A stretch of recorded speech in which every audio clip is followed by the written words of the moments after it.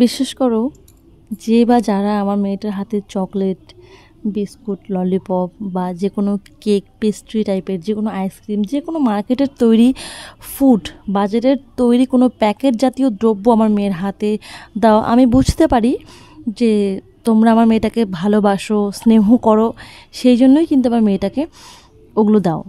আসলে আমাদের সমাজে কিন্তু একটা জিনিস, প্রথা বলো, একটা নিয়ম বলো, চলতে চলতে যখন বহু বছর হয়ে যায়, তখন কিন্তু আমরা সেটাকেই সত্যি এবং সেইটাকেই আমরা বাস্তব বলে ধরে রাখি, এবং সেই অনুযায়ী চলতে চলতে আমাদের পরবর্তী প্রজন্মটাও কিন্তু তেমনই হয়ে যায়।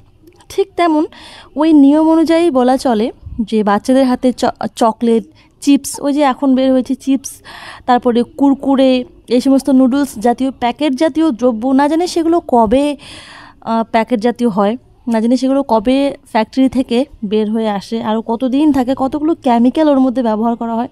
আমি বুঝতে পারি যে আপনারা ভালোবাসাটা প্রদর্শন করার জন্য, স্নেহটা প্রদর্শন করার জন্যই আমার মেয়ের হাতে ওগুলো দেন, কিন্তু বিশ্বাস করুন, বাড়িতে নিয়ে আসার পরে যখন আমি ওই জিনিসগুলো তার হাতে দেখি, আমার কিন্তু তখন অনেকটা খারাপ লাগে।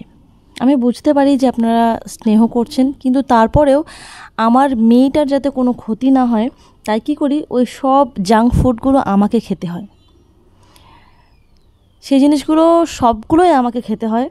হয়তো আমি কখনো খাই, আমি নিজে যেই সমস্ত বাজে খাবার আমার বাচ্চাকে দেব না, সেই বাজে খাবারগুলো আমি অন্য কারো বাচ্চাকেও দিতে খুব একটা স্বাচ্ছন্দ্য বোধ করি না।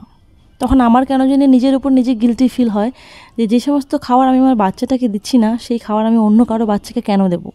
আমার বাড়িতে তো অনেক বাচ্চা, ভাজতে ভাজতে অনেকে আছে, কিন্তু কিন্তু তারপরেও হয়তো ওই খাবারটা কখনো আমি খাই বা কখনো আমার হাজব্যান্ড খায়। বেশিরভাগই আমি খাই, কারণ আমিই তো বাড়িতে থাকি, আর আমার হাজব্যান্ড চকলেট এই সমস্ত জিনিস অত বেশি একটা পছন্দ করে না। তো যাই হোক, আসি মেন কথায়। আমি আমার মেয়েকে ছোটোবেলা থেকে, আমার মেয়ে কিন্তু 6 মাস থেকেই সলিড ফুড খাওয়া শুরু করছে। ও এখন নিজের হাতেই ভাত খায়। ভাত, মাছ, মাংস, তরিতরকারি, শাকসবজি সমস্ত কিছু ওকে আমরা দিই। সব কিছুই ও টেস্ট করে দেখে ফেলেছে। ঠিক আছে? যতগুলো খাবার আমরা বাঙালিরা খাই, সবগুলোই মোটামুটি ওকে টেস্ট কিন্তু করে ফেলেছে। ঠিক আছে? ও শুধুমাত্র খাবে দেখে আমি কিন্তু তরকারিতে একদম বেশি মশলা, বেশি ঝাল দিই না। ওভাবে খেতে খেতে আমাদেরও অভ্যেস হয়ে গেছে। যখন হঠাৎ করে অন্য কারো রান্না করা তরকারি খাই, তখন আমাদের কিন্তু গলায় ঝাল লেগে যায়। কারণ ওই যে আমরা কন্টিনিউয়াসলি যখন থেকে আমাদের মেয়ে, মানে যখন থেকে আমি বাচ্চা প্রসব করেছি, তারপরের থেকে ওই যে ঝাল, তেল, মশলা কম খেতে খেতে এখনও পর্যন্ত আমরা তেল, ঝাল, মশলা কিন্তু কম খাই। খুবই হালকা ভাবে আমি খাবারটাকে রান্না করি। এমনভাবে খাবারটাকে রান্না করি যাতে করে সেই খাবারটা খেয়ে আমাদেরও একটু ভালো লাগে এবং আমাদের মেয়েও খাওয়া শিখে খেতে পারে। ওর কিন্তু অতিরিক্ত ঝাল মনে হয় না, ও কিন্তু আনন্দ সহকারেই খাবারটা খায়। বাড়ির খাবার সমস্ত কিছু আমি ওকে খাওয়াই। ওটস খাওয়াই। ওটস খেলে নাকি বাচ্চাদের ওজন কমে, কিন্তু ওই ওটসটাকে যদি দুধ দিয়ে রান্না করে খাওয়ানো যায়, দুধ, তার সাথে একটু কর্নফ্লেক্স মিশিয়ে দিয়ে, তার সাথে একটু চকো চিপসগুলো যেগুলো হয়, যেগুলো চকলেট থাকে, ওগুলো একটু মিশিয়ে দিলে কিন্তু বাচ্চারা ভালোই খায়। যেমন ধরো ডালিয়া খাওয়ানো যায়, ভাত, রুটি, দুধ, এগুলো তো আছেই, তাই না? এর মধ্যে আবার একটা কথা রয়ে যায় যে প্রত্যেকটা বাচ্চার কিন্তু সব কিছু শ্যুট করে না। তাই জন্য প্রথম প্রথম বাচ্চাকে খাইয়ে দেখতে হয় যে কোন খাবারটা আমার বাচ্চার মধ্যে শ্যুট করছে, কোনটা খেয়ে সে স্বাচ্ছন্দ্য বোধ করছে, কোনটা খেতেই চাইছে না। যেগুলো খেতেই চাইবে না তাকে জোর করার কোনো মানে হয় না। ঠিক আছে? সে যখন বড় হবে সে তো খেতে শিখবেই।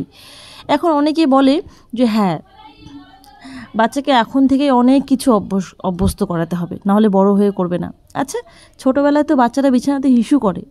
18 বছরের বয়সে কোন মেয়েকে দেখেছো, কোন ছেলেকে দেখেছো বিছানায় ইস্যু করতে? বয়সের সাথে সাথে, সময়ের সাথে সাথে সব কিছু পরিবর্তন হয়ে যায়। তাই ছোটোবেলায় যেগুলো প্রয়োজন সেগুলো তাকে ছোটোবেলার মতোই করতে দিন। বড়দের মতো অতিরিক্ত করার কোনো প্রয়োজন নেই। ঠিক আছে? আর এই যে খাওয়া দাওয়ার ব্যাপারটা, এটা ওর ডাক্তারও কিন্তু বলে দিয়েছে যে আমরা বড়রা যেই খাবারগুলো খাই, ভাত, ডাল, তরকারি, ওইগুলো তরকারি ওগুলো সব কিছু ওকে খাওয়াতে অভ্যস্ত করতে।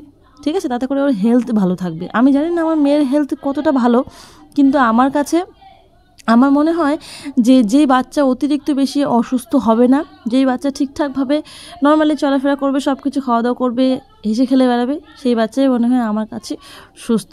তো সেই রকম সুস্থ বাচ্চাকে প্রতিদিন দেখতে চাইলে কিন্তু একটা মায়ের অনেক বেশি কষ্ট তার পেছনে কিন্তু থাকে। ঠিক আছে? তো বাড়িতে বাইরে হয়তো অনেকে কথা শোনায় যে হ্যাঁ, তুমিই বোধহয় পৃথিবীর একমাত্র মা, আমরা হয়তো বাচ্চা জন্মই দিই নাই, এগুলো আমি অনেক কথা শুনেছি।